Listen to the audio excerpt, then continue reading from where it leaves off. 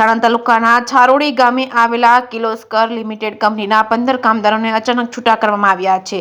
સાણંદના છારોડી ગામે આવેલ brothers limited કંપનીના 15 કામદારોને અચાનક છૂટા કરવામાં આવતા આજરોજ કામદારો સાથે નવસર્જન ટ્રસ્ટ અને દલિત અધિકારી મંચના સહયોગથી નાયબ કલેક્ટર સાણંદ તેમજ કિર્લોસ્કર બ્રધર્સ કંપની ખાતે કામદારોએ લેખિતમાં રજૂઆત કરી છે. હલ્લાબોલ કરવામાં આવ્યો છે. કામદારોને વિવિધ માંગણીઓને લઈને જો દિન 7માં કાર્યવાહી કરવામાં નહીં આવે તો ઉગ્ર આંદોલન કરવાની ચીમકી પણ આપવામાં આવી છે. જે કેસની ગુજરાતી સાથે અફઝલ ખાન પઠાણ સાથે બહિલોલ મલેક સાણંદ.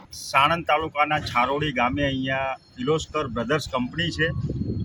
એ કંપનીમાં અત્યારે અમે બેઠા છીએ. આ બધા જ કામદારો ભાઈઓ બહેનોને પાછલા 1 મહિનાથી કોઈ પણ કારણ વિના કંપની દ્વારા જે કોન્ટ્રાક્ટ આપવામાં આવ્યો છે, ઈઓ નામનો કોન્ટ્રાક્ટ છે, એ કોન્ટ્રાક્ટે આમની સાથે બળજબરીપૂર્વક એમને છૂટા કરી દેવામાં આવ્યા છે.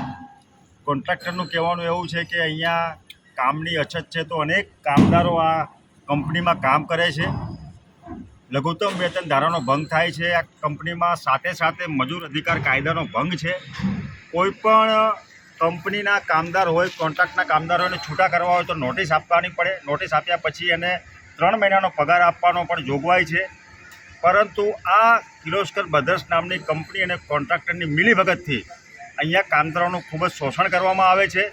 અને આજ રોજ તમે જુઓ તો આ જે કિર્લોસ્કર બ્રધર્સ નામની જે કંપનીને અમે લેખિત રજૂઆત કરવા આવ્યા છીએ કે આ કામદારોનું પુનઃસ્થાપન થાય એવી માંગણી માટે કામદારો અહીંયા આવ્યા છે. પરંતુ આ નિંભર કંપનીનું પેટનું પાણી હલતું નથી. આ કામદારોની રજૂઆત લેવા પણ અહીંયા તૈયાર નથી. તમે જોઈ શકો છો આ લોકોનો કેટલો ત્રાસ છે.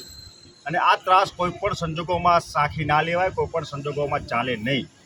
આ કંપની વિરુદ્ધમાં સુપ્રીમ કોર્ટ સુધી લડવાનું થાય તો આપણે લડીશું, પરંતુ એમની તાનાશાહી આપણે બંધ કરવાની છે. આ કંપનીમાં કામ કરતા કામદારો પાછલા 15 વર્ષથી કામ કરે છે, તો અચાનક જ એમને છૂટા કરી દેવામાં આવે તો એમના પરિવારનું શું, એમનું જીવન કેવી રીતે ગુજારવું? આ કંપની આ કામદારોને શોષણ કરે છે. 5 વર્ષ પૂરા થવા દેતી નથી.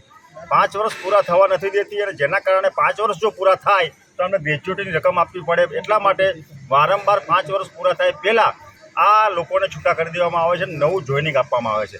એટલે આ બધી જ તાનાશાહીની વિરુદ્ધમાં મજબૂત લડત આપવા માટે અમે આવ્યા છીએ કામદારો સાથે. અને આ લેખિત રજૂઆત છે. આ લેખિત રજૂઆત અમે જ્યાં સુધી આ કંપનીવાળા નહીં લે ત્યાં સુધી અમે જવાના નથી.